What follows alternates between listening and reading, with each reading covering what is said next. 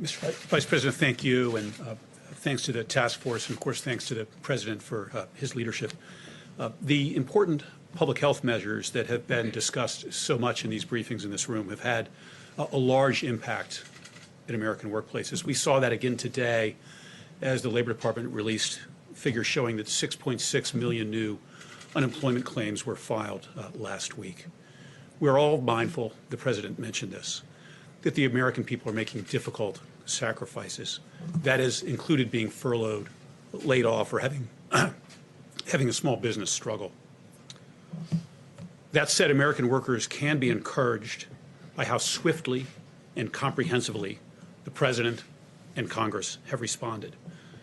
3 weeks ago, the U.S. had never had a law requiring paid sick leave at U.S. companies.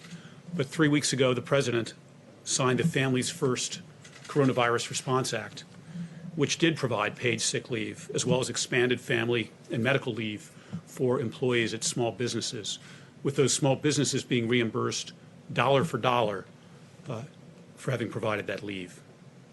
Last week, we at the Labor Department issued rules to implement these leave requirements of the Families First Act, and we've been in near constant contact with employers and employees to help them understand the law, and in a number of cases already, to help workers get the leave that they were entitled to.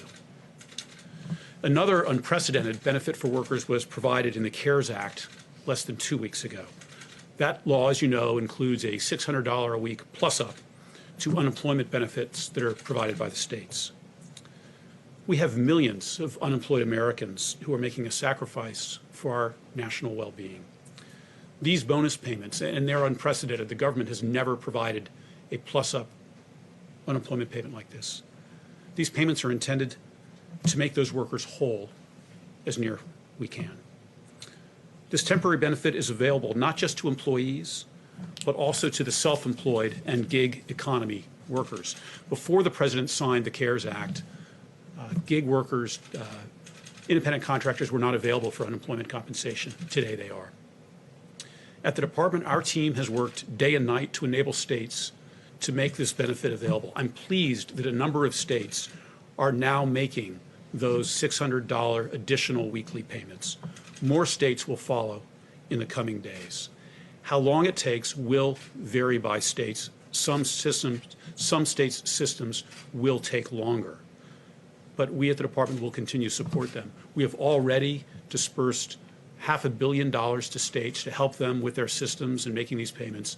We have another $500 million that we're ready to release. And for workers who don't get this benefit when it's first due them, states will be able to catch them up later when their computer systems are able to make these payments. Let me add that we're also mindful at the Labor Department that many Americans remain in the workplace, including on the front lines in our hospitals, as well as our emergency responders. My department's Occupational Safety and Health Administration, or OSHA, has been providing guidance to employers and employees on coronavirus since the early days of this health emergency. We are fielding and responding to calls from workers worried about their health, and sometimes from workers who believe they've been illegally disciplined by their employer for expressing health concerns. We will not tolerate retaliation. OSHA will continue to work with workers and employers to keep workplaces safe, using all the tools available to us, including enforcement if needed. I wanted to finish by commenting on the Paycheck Protection Program, which we heard about earlier, run by the Small Business Administration. This, of course, is loans to small businesses to enable them to meet certain costs, including utilities, rent, and, most important from my perspective, payroll.